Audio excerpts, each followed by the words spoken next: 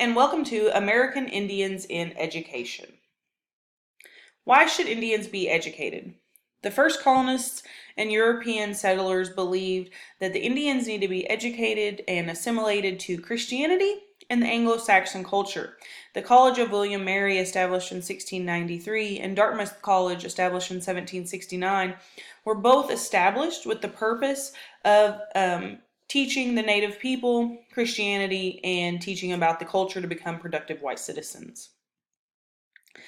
Some of the colonists' goals were to deculturalize the native people. They wanted to remove their cultural values and family structure, gender roles, and even how they raised their own children, and replace those with what they believed were the practices of the Europeans to civilize the native people.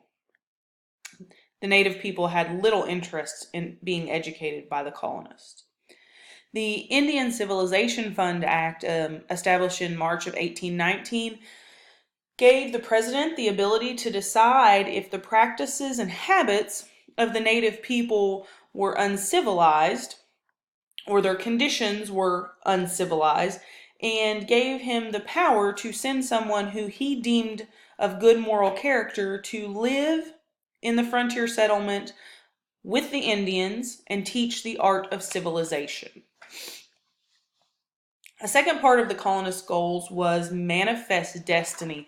Manifest destiny was basically the belief by the Protestant people that they had a God-given right to govern North America.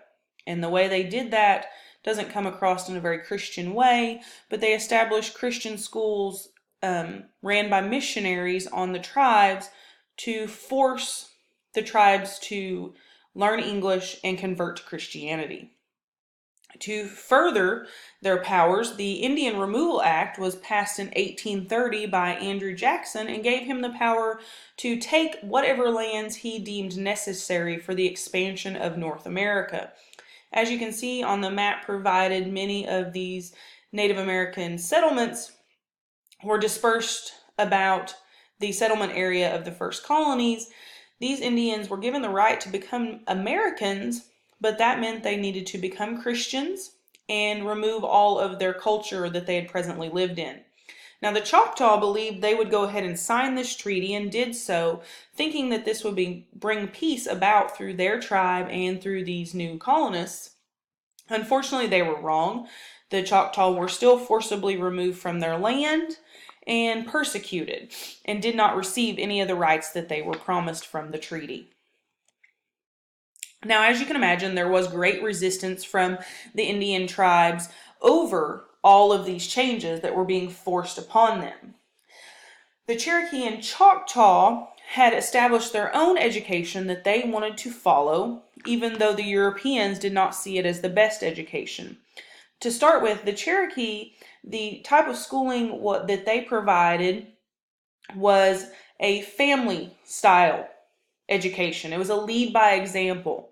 The children could play games and explore freely whatever they desired with no dictation. They were unrestrained. They were given the belief that they had to have a balance in their life. Through the clan and the tribe, everyone was responsible for the education of the youth. The Choctaw took their education a little bit further. They also believed it was the job of the entire tribe to teach children.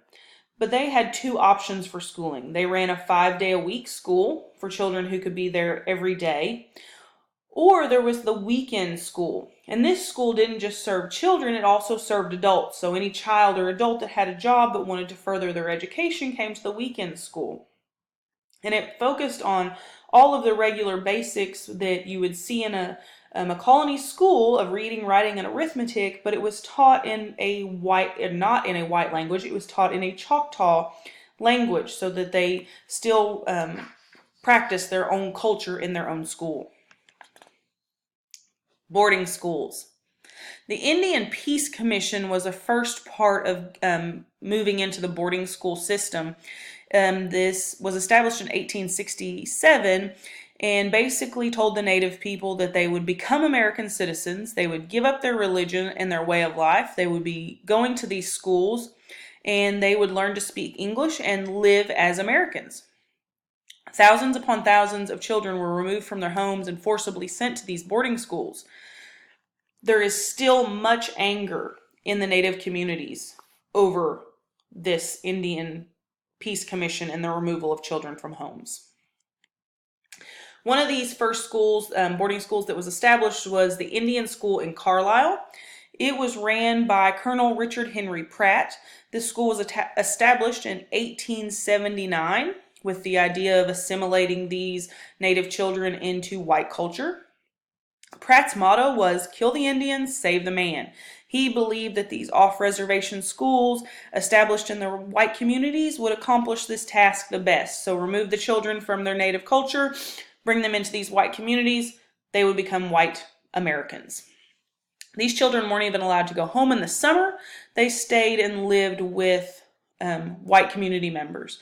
The picture that I provided is a before and after. This young Native American man was brought to the school. His hair was cut, his tribal jewelry and clothing removed. He was given a uniform, and he was told that he would eat, live, and speak as an American.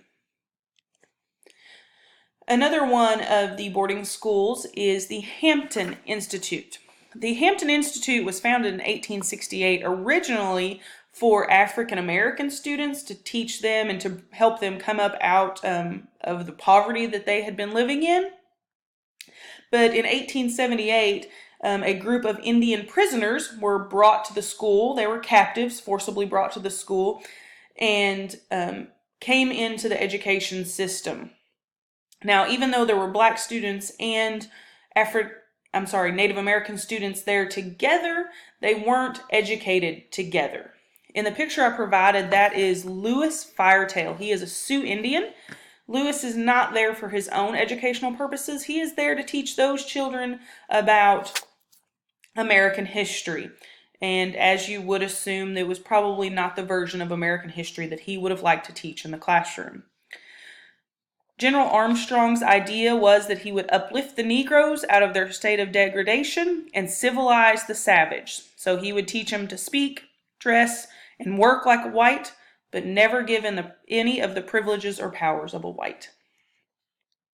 Now, through all this, there have been some positive changes for Native American schooling.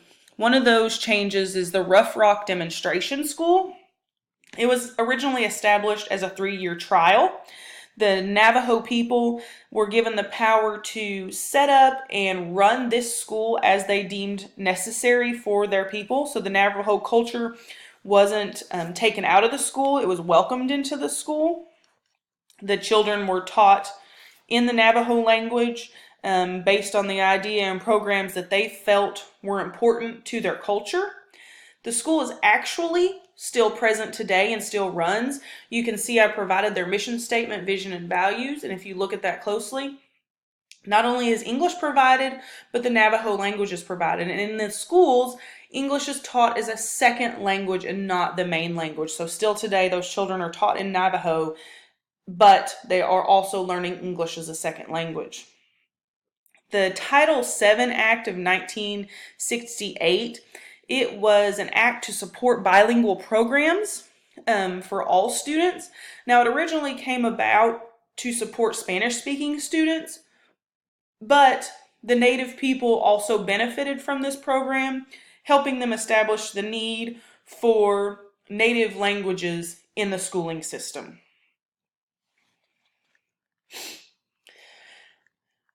There have been changes that headed the Native American schools in the right direction. The Tribally Controlled Schools Act of 1988 is a program within the Bureau of Indian Education. It provides technical assistance to schools in an effort to help them provide Indian students with better education. They believe this program was set up because they believe that these children need to be critical thinkers so that they become future leaders and have the skills to help their Native communities flourish in this modern society.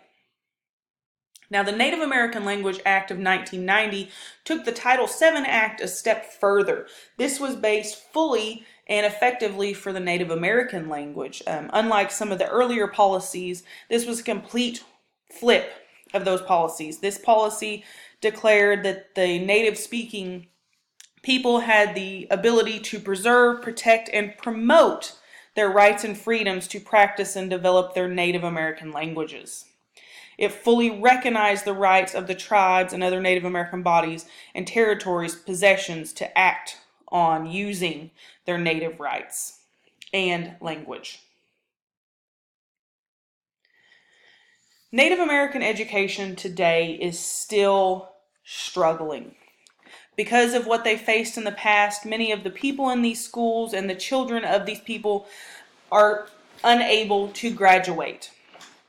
Half of the students that are Native American or Alaskan Natives drop out and never finish a 4-year high school. And because of this, only 13% have a college degree. In these schools, there are not very many, because there is no college degrees that get completed very often, there are very few Native American teachers. Therefore, there's a lack of understanding from the whites on the culture and the way the Native people live. There is a lot of racial separation between teachers and students and a lack of understanding. This leads to discipline, which is much harsher for these Native students. A study done in California in 2015 says Native students are disciplined at roughly 2 times the rate of their white peers, and though they represent approximately 1% of the student population, they account for 2% of all school arrests and 3% of all incidents referred by school staff to law enforcement. Students who are Native Americans are much more harshly disciplined than other students. Because they are disciplined so much more harshly and dropout rates are so much higher, this leads to a lack of jobs, higher suicide rates, many strains on the Native American population.